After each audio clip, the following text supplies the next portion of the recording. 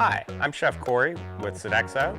We're Richland 2's food service partner, and I'm here to help you maybe come up with some healthier ways to cook some southern staples. Today, we're going to be working on collard greens.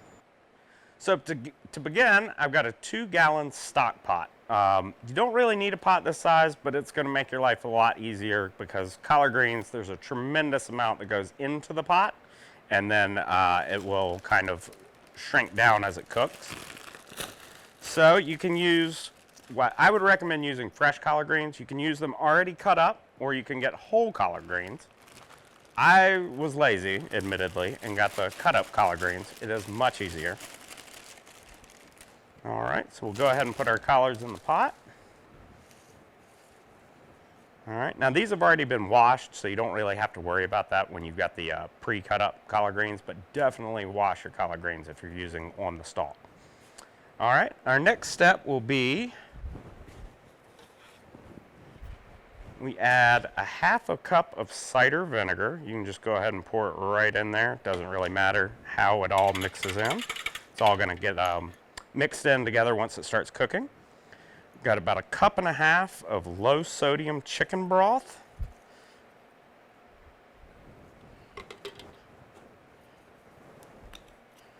Do about 2 tablespoons of hot sauce. You can really do just about any kind of hot sauce that you like.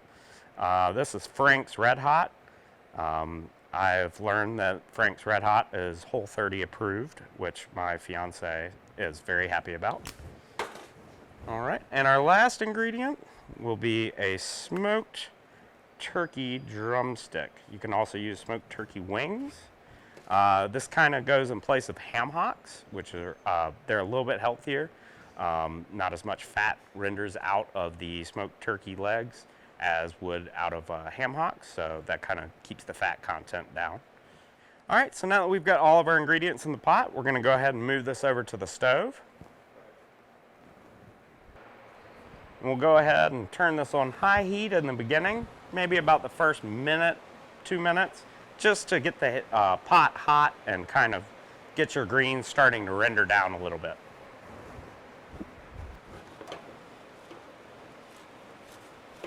Just kind of mix everything well.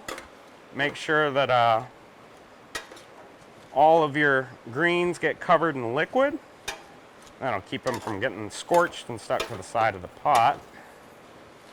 You also want to try and get that turkey leg down there to the bottom of the pot so that it's making contact with the heat. And this will help start releasing the flavor out of the turkey wing.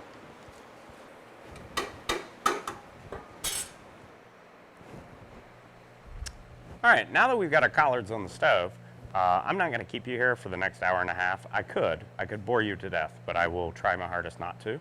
So we will come back when the collards have cooked down just a little bit more. All right, and our collard greens are almost ready. I'm going to go ahead and take them off the stove.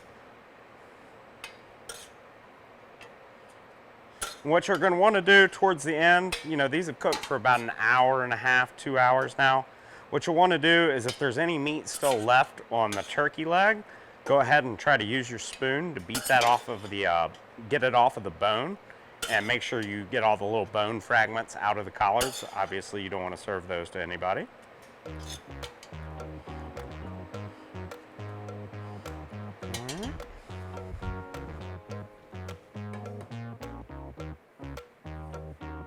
And here's our finished product. You can see the chunks of turkey in there. And it should have a little bit of liquid at the bottom.